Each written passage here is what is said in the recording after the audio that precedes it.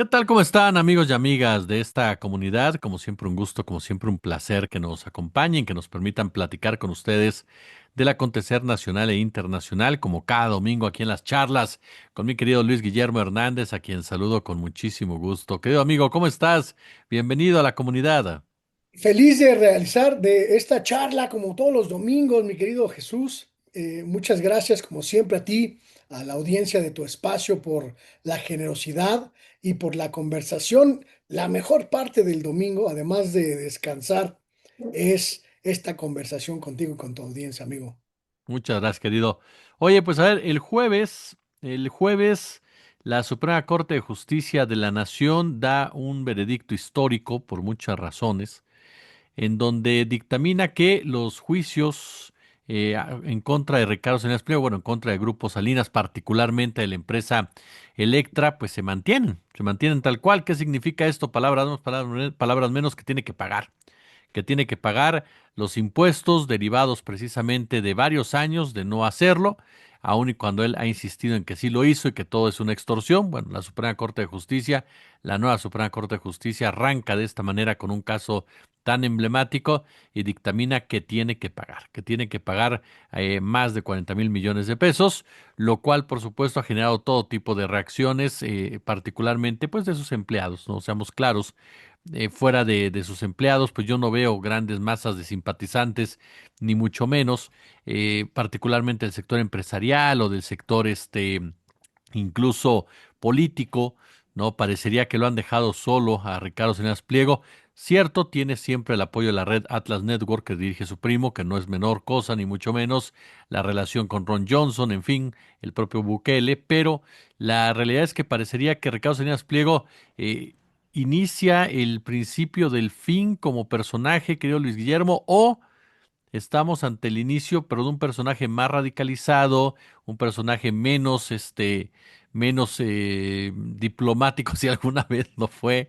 En fin, ¿con qué nos vamos topando, querido, esta decisión de la Suprema Corte de Justicia de la Nación, que vaya que debuta y de qué manera en temas como este, pero también cómo ves al tío Richie, oye?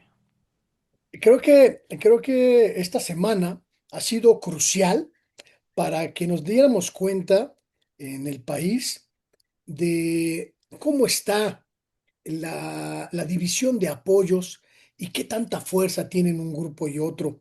A pesar de la andanada mediática que el propio Salinas Pliego ha desplegado a partir de su televisora y de sus alianzas, pues se esperaba una, pues por lo menos, pues una masa popular bastante significativa de apoyo para su causa.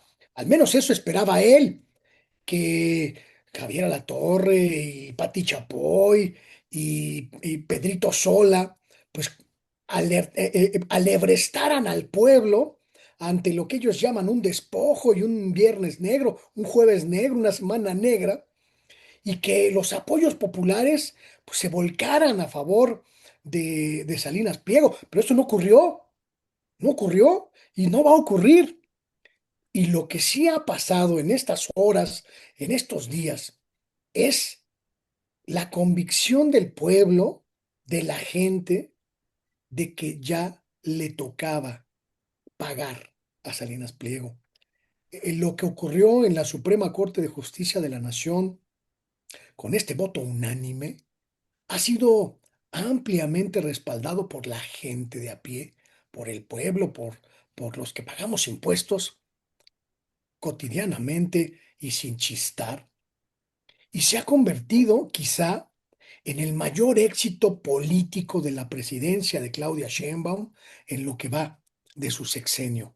El mayor éxito político en lo que va del sexenio, incluso más importante en términos de impacto social que la reforma judicial, porque implica no solo que la gente está convencida y contenta de que hagan pagar a un usurero que se niega a pagar, sino porque la propia gente, muchos de ellos, muchas de ellas, amigo, víctimas de la usura con la que se conducen las empresas de este sujeto, sabe perfectamente que este golpazo impacta directamente en un sujeto que cuando es el acreedor no se detiene, no se tiente el corazón y no se sienta a negociar con quien le deba una mensualidad de la itálica, una mensualidad del refrigerador o un adeudo de su tarjeta bancaria.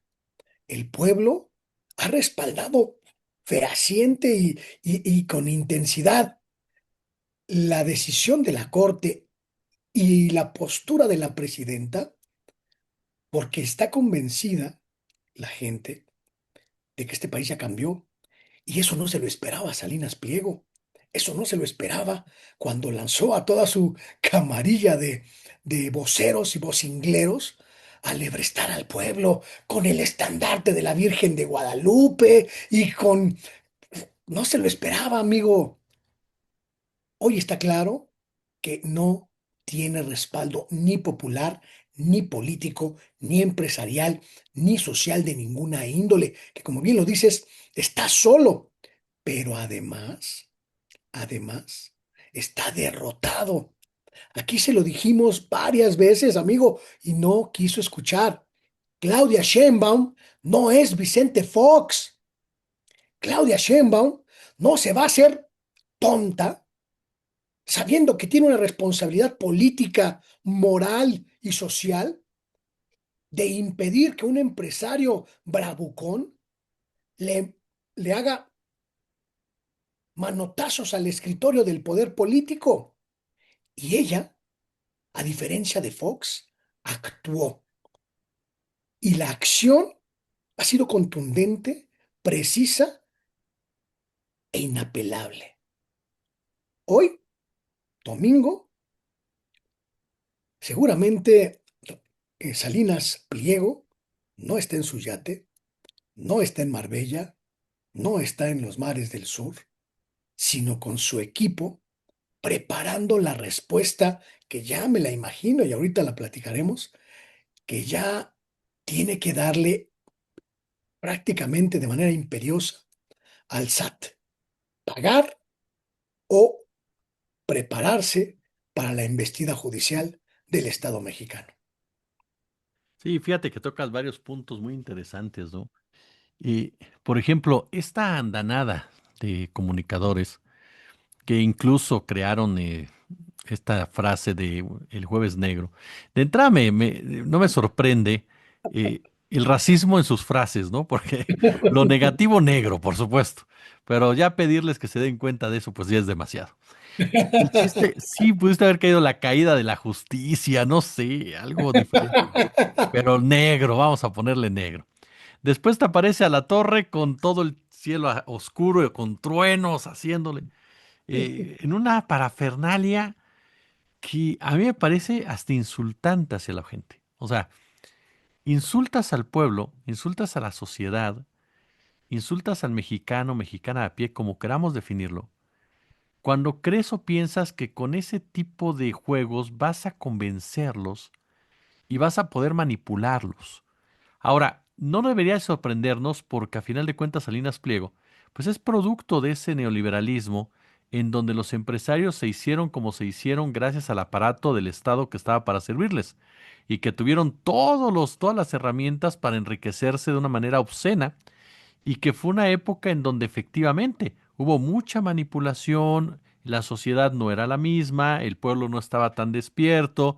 Entonces, esa imagen del pueblo mexicano es la que él tiene, ¿no? Esa imagen del pueblo al que él pudo manipular en algún momento, en el caso Stanley, por ejemplo, en donde con estos mismos personajes quiso voltearle la situación y le generó un problema social al ingeniero Cuauhtémoc Cárdenas que en ese momento le funcionó, incluso su gran mensaje cuando él sale, y que ya desde ahí hablaba de no pagar impuestos, por cierto, ¿eh?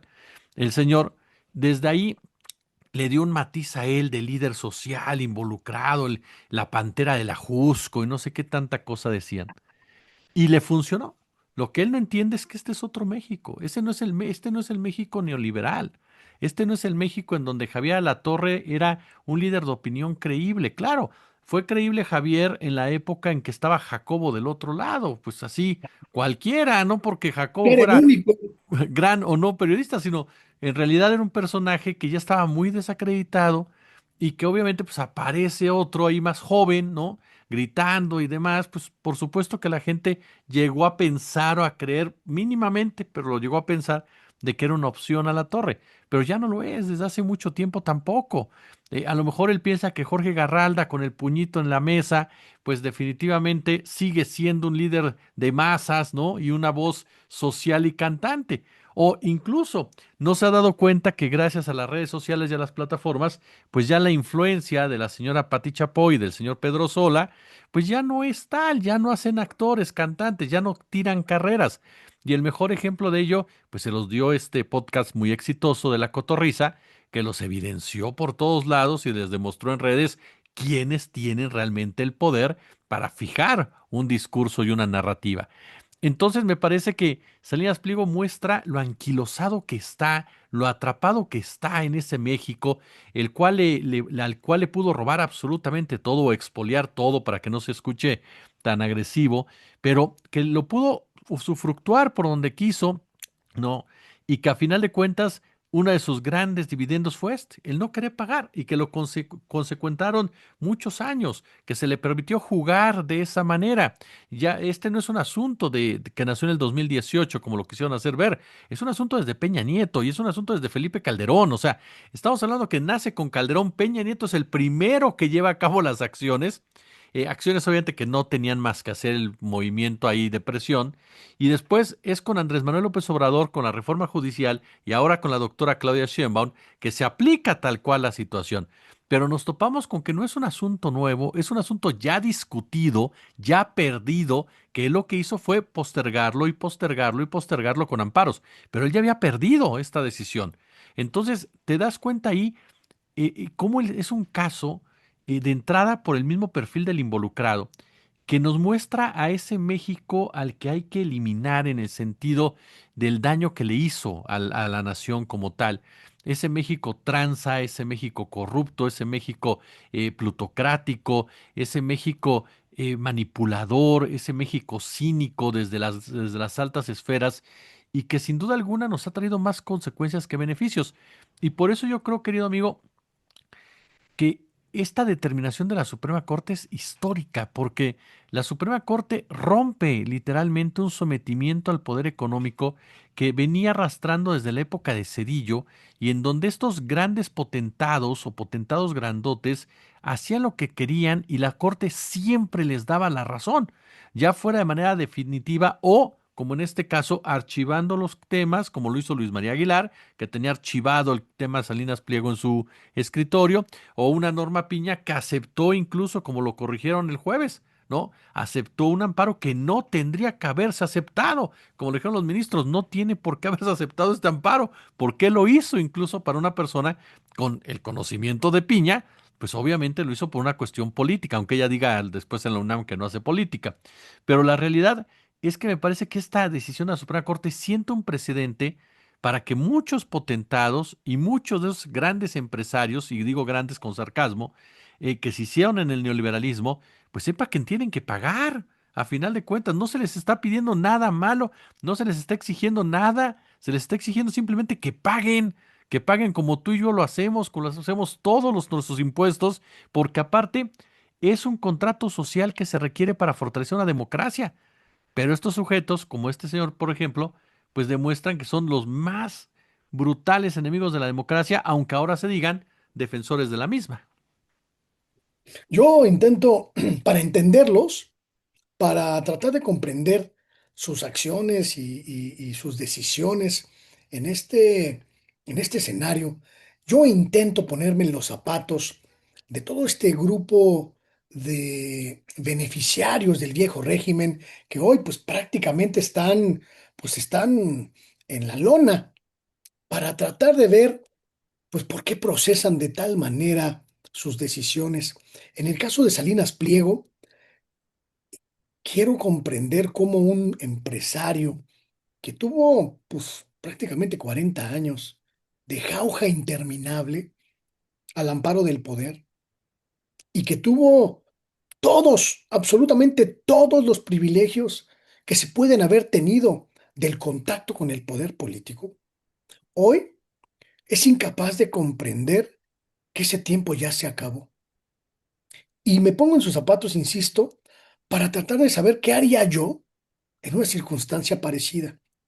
Pero ni en el más extremo de los escenarios logro comprender por qué no aceptó el diálogo que le ofreció en su momento el presidente López Obrador.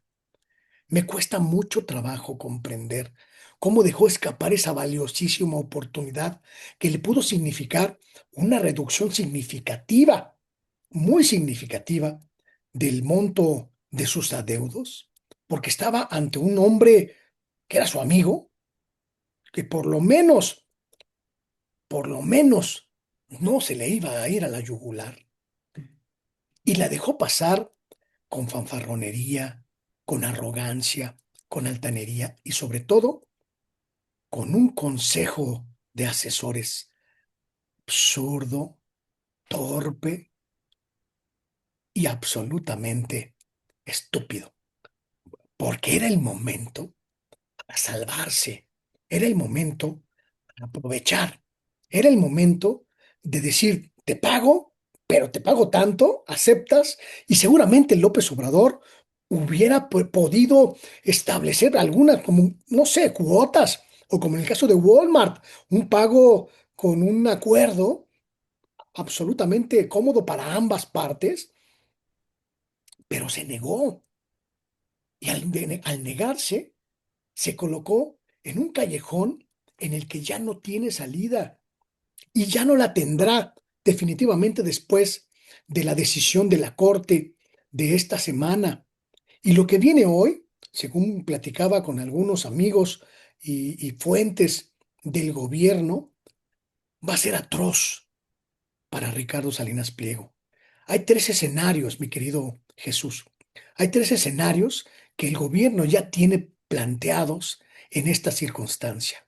El primero, y creo yo el más difícil de aterrizar, que Salinas Pliego entienda su derrota, asuma su derrota y pague en las próximas semanas, en los próximos encuentros con el SAT, a partir de esta decisión soberana de la Corte mexicana.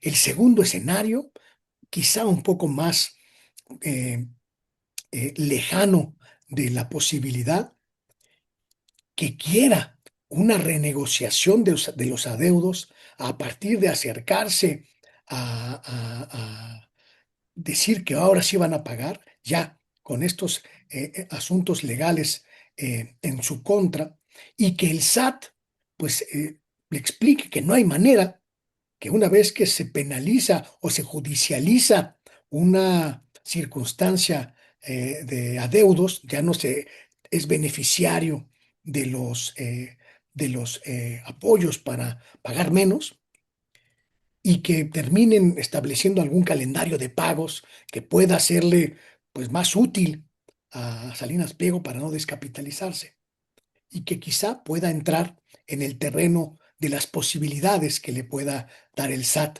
viéndose, digamos, pues viéndose no gandalla, como decimos en el barrio. Y la tercera posibilidad, en la que ya se está preparando también el gobierno de la presidenta Claudia Sheinbaum, y que yo creo que al final será la que termine por ocurrir, que Salinas Pliego se niegue rotundamente a cumplir con la obligación, que se niegue rotundamente a aceptar su derrota, que se niegue a pagar, y que esto obligue al gobierno mexicano a llevar a cabo el procedimiento judicial de rescate de los valores que acreditan las deudas que tiene con el SAT.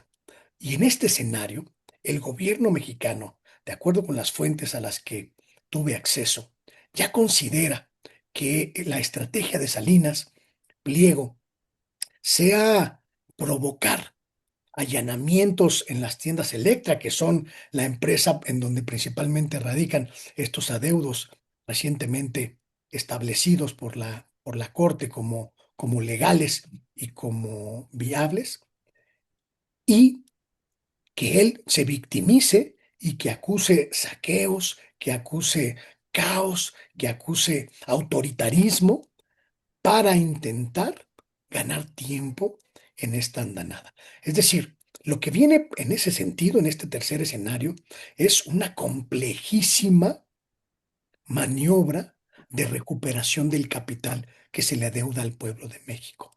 Y quizá con la terquedad, la estupidez, la nube mental que ya vimos que habita en Salinas Pliego, quizá este sea el escenario que veamos en los próximos meses, estimado amigo. Y eso pone la circunstancia en un territorio bastante interesante, por lo menos para el análisis. Sí, totalmente, porque fíjate que hay un dato bien interesante que no debemos de perder de vista. No se le puede embargar TV Azteca porque lo que se decide es con un Grupo Electra. Entonces, lo que tienen que hacer es, literal, van por los activos de Grupo Electra en un momento dado.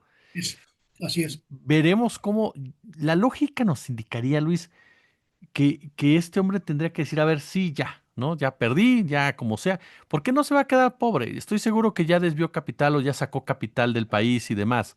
No es una persona inocente, no es un empresario que nació ayer, o sea, es un hombre de 70 años de edad, que sabe perfectamente cómo manejar ese tipo de circunstancias. Incluso su propio portafolio de negocios tiene intereses en el extranjero como tal, que le permiten a él, sí, dime, dime. Pero es que tienes mucha razón en algo. Y me parece que es bien importante para que la gente también nos entienda esta circunstancia. Salinas Pliego efectivamente no está pensando con lógica, Sí, porque ¿no? si pensara con lógica, habría hecho lo que otros empresarios con adeudos hicieron desde el sexenio de López Obrador, sentarse a negociar con el SAT Claro. los pagos pendientes y obtener ventajas, por lo menos, de pagos fraccionados, que para muchas empresas fueron la salvación. Así Es es. decir, no está pensando con claridad porque no ha entendido que ya perdió, amigo. Ese es el punto. Porque al final de cuentas, insisto, el tipo no se va a quedar pobre. O sea, él va a seguir teniendo dinero sin bronca. Pero ahí tendría entonces que decir, ¿sabes qué? A ver, nos sentamos, dime cuánto, ya, o sea, te debo tanto y entonces, por lo tanto, me das mi plan de pagos y ya, y vamos a pagar y se acabó. A mí me parece, primero acabas de tocar un punto que es fundamental. No está siendo lógico, Salinas Pliego. O sea, no está actuando de manera lógica. Y la gran pregunta siempre será, ¿por qué lo hizo? Desde mi punto de vista, porque es una persona muy prepotente. Es alguien que de verdad cree que está por encima de la ley, cree que de verdad él no tiene por qué pagar impuestos, porque, insisto, es parte de esa generación de empresarios que han saqueado este país y que no han pagado impuestos como se debe, ni lo han retribuido como se debe. Y es un personaje que además sintió que en algún momento la amistad con Andrés Manuel le iba a traer algún tipo de dividendo como tal. No, y yo creo que esa es una de sus grandes frustraciones que tiene, porque en realidad, como bien dices, FEMSA no pagó de buena gana y fue muy claro. Otros grupos empresariales tampoco pagaron de muy buena gana, Todos ¿no? pagaron chille y chille. Sí, y terminaron pagando. O sea, Todos terminaron pagando. pero dijeron, bueno, ok, ya está, ya, a ver, ya está, punto y aparte, ¿no? No fue como dice Sergio Sarmiento, que en un programa de tercer grado señaló que era porque todos iban y se quejaban de que lo estaban extorsionando. No, llegaban a acuerdos y se acabó el problema. O sea, te pagas tanto, me pagas tanto, y se quitó todo el asunto. Él fue el que decidió retar al Estado. En Así muchos es. sentidos me parece, a mí sí me parece que es por esa disociación en la cual viven muchos hombres del dinero, de creerse por encima del propio Estado.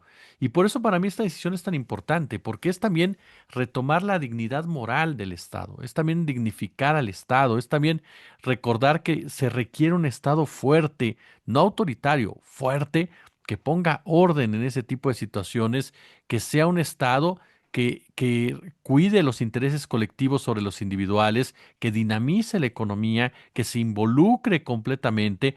Nada, en un estado que se postre ante los empresarios, ante los hombres del dinero, porque ya lo vimos, no funciona. Por más que nos quieran decir, no funciona. Lo manejaron durante 40 años. En 40 años lo único que hicieron fue crear más pobres, más desgracias, más guerras y más violencia. Entonces, en realidad, no son personajes que tú dijeras, bueno, sí, déjenla al mercado porque ya demostraron que son muy capaces. No, resultaron peor que los estados como tal. Entonces, me parece que queda de manifiesto que esta decisión también fortalece como nunca al Estado mexicano y lo pone en una situación diferente en esas asimetrías. Y para mí, te soy honesto en algo, querido. Uno que participó en la elección judicial, que salimos a votar, que nos preparamos para esa elección, que nos pusimos a leer y demás, para mí sí, sí me representó esta Suprema Corte de Justicia en esta decisión. Para mí sí disfruté lo votado, como se dice coloquialmente, porque la verdad de las cosas dices, para eso fue. O sea, para Por eso eso queríamos, voté. sí, para eso queríamos cambiar la ley, no por Salinas Pliego en lo personal, sino para que no haya potentados, se llamen como se llamen, que puedan estar por encima de la ley, que cuando la ley les dice es así, y dejar de lado todo este rollo de los amparos tras amparos tras amparos, ¿no? Que se ha vuelto una técnica de muchos empresarios para no pagarle a los trabajadores, para no aplicar la ley como tal, y que por eso también hicieron lo que hicieron del berrinche del tema del amparo, porque en realidad con ahora con las modificaciones del amparo también les quitaron su juguetito. Entonces, me parece una decisión histórica y que como tú bien señalas, un personaje que ya veremos porque hasta el momento parece que no le ha caído todavía el 20, ¿no? Y que aparte se está arriesgando porque falta todavía otro dato. O sea, esto no se ha acabado. No se ha Falta acabado. todavía el tema de TV Azteca y aguas porque ahí sí entramos a otro tema, porque si en TV Azteca pierde y no llega a un acuerdo interesante, ahí sí podemos hablar entonces de que puedan ir a embargar la concesión, ¿no? Fíjate que ahorita que comentas esto, una de las fuentes de muy alto nivel con las que platiqué esta semana sobre el asunto, y en este asunto de pues, entender cómo está procesando el gobierno de la presidenta Sheinbaum este asunto, me hizo eh, llamar la atención a un detalle que ha pasado prácticamente inadvertido en analistas y también en periodistas que observamos este fenómeno. Ni el Consejo Coordinador Empresarial, ni el Consejo Mexicano de Negocios, que congrega a las figuras más poderosas del ámbito empresarial mexicano, han salido a respaldar a Salinas Pliego. Bueno, ni siquiera el organismo cúpula, que es abiertamente opositor a la Cuarta Transformación, la Coparmex, ha decidido dar su apoyo, su comentario, su respaldo, bueno, ni siquiera mención a lo que está ocurriendo con Ricardo Salinas Pliego. Y esa fuente me dijo, está claro que es un asunto absolutamente legal y absolutamente nítido. Si no lo fuera, el gobierno de la presidenta ya tendría encima a las cúpulas empresariales defendiendo a uno de los suyos de autoritarismo, de revanchismo, de abuso o de cualquier otra circunstancia, porque serían los primeros interesados en que el gobierno federal, en que el poder político no los avasallara y no los arrasara con irregularidades, con anomalías o con excesos. Y eso no está ocurriendo, porque entonces está muy claro.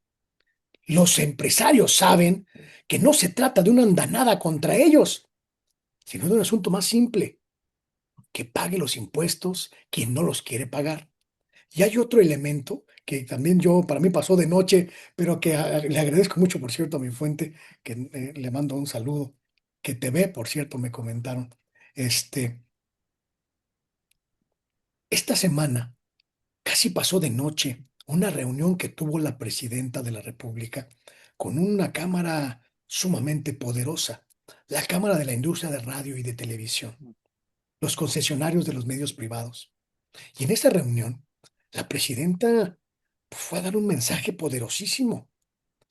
El gobierno federal respeta, ha respetado y respetará en todo momento la libertad de expresión, incluso si esta libertad de expresión está colmada de voces adversas y de voces críticas al gobierno, porque no habrá ningún elemento de antidemocracia en esta decisión. Pero, y ese énfasis, no sé si no lo notaron, pero a mí me lo hicieron saber, me lo hicieron notar, pero necesitamos que los empresarios, dueños de televisoras y de estaciones de radio y de la industria de la radio y la televisión y los medios digitales, se comprometa con, con la transformación, no del país, sino de los propios medios, invitándoles a sumarse y a aportar en este, en este, en esta reestructuración que viene con la reforma política y los tiempos políticos electorales y en la reforma reciente a la ley de telecomunicaciones. Es decir, si los concesionarios tuvieran miedo de una embestida en contra de uno de los suyos, habrían levantado la voz. Nadie dijo nada, nadie lo comentó. Eso me deja completamente claro que Salinas está solo, completamente solo. Y está solo porque es una bronca suya, solo suya, no de las televisoras, no del empresariado, no de nadie más. Y en esa soledad está acompañado de una caterva de incompetentes que lo condujeron ciegamente a el peor escenario de toda su vida empresarial. Entonces, me parece, amigo, me parece que este conjunto de asuntos pues nos deja muy claro lo que va a pasar. Va a seguir llorando, va a seguir lamentándose, quizá pierda un buen porcentaje de su empresa Electra, la empresa insignia, que recordemos es prácticamente la que junto con Salinas y Rocha, aquella mueblera origen de la fortuna familiar, pues son las empresas que constituyen la columna vertebral de su grupo empresarial. Y seguramente lo vamos a ver llorando, lo vamos a ver pataleando muchos días más, pero absolutamente, absolutamente solo. Salud tiene usted, amigo y amiga de esta comunidad, las charlas con mi querido Luis Guillermo Hernández. Amigo, gracias como cada semana. Es un gusto recibirte, saludarte. Contrario, mi querido amigo, para mí es un honor, como siempre, compartir el espacio contigo, con tu audiencia y tener estas charlas dominicales que además de que me organizan muy bien el pensamiento y las cosas que pasaron en la semana, me permite ponerme en contacto con tu audiencia. Quiero comentarte que leo lo que comentan en el programa, en los comentarios del YouTube y me enorgullece ser parte de esta comunidad de gente inteligente y de gente crítica y pensante, amigo. Tú sabes bien que eres una parte importantísima, mi querido Luis. Muchísimas gracias. Y gracias a usted por acompañarnos. A continuación, 20:30 Josefa Galván, 21:30 viene Fabrizio Loruzzo. Como siempre, un gusto, como siempre, un placer.